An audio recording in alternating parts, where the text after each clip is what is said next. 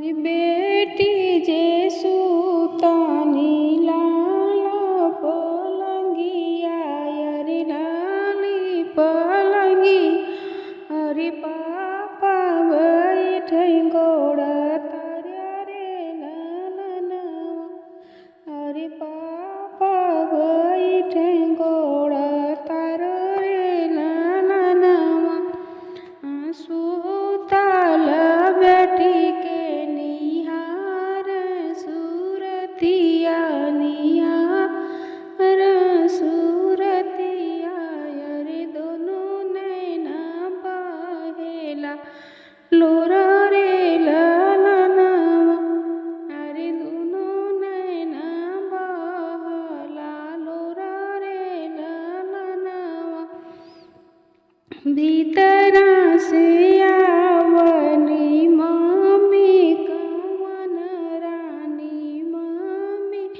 कवन रानी पिया जी से पूछे लागी बात रे लालना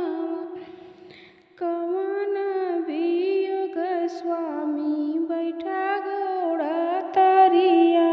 अरे बैठा घोड़ा तरिया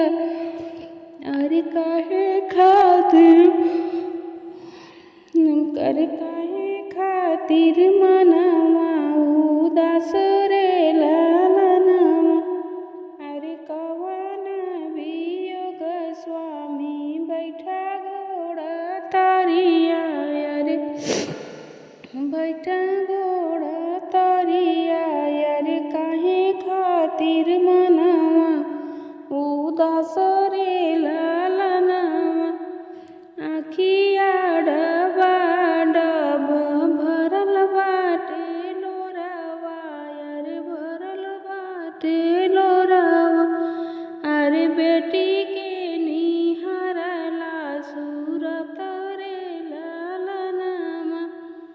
अरे बेटी के निहारला सूरत रे लालना अरे इतना वचन सुनी पापा कवन राम धनिया से कहाँ दिल के बात रे लालना अरे धान से कहाँ दिल के बात रे लालना अंगूरी पकड़ बेटी चलली आंगनवा अरे डोलली आंगनवा अरे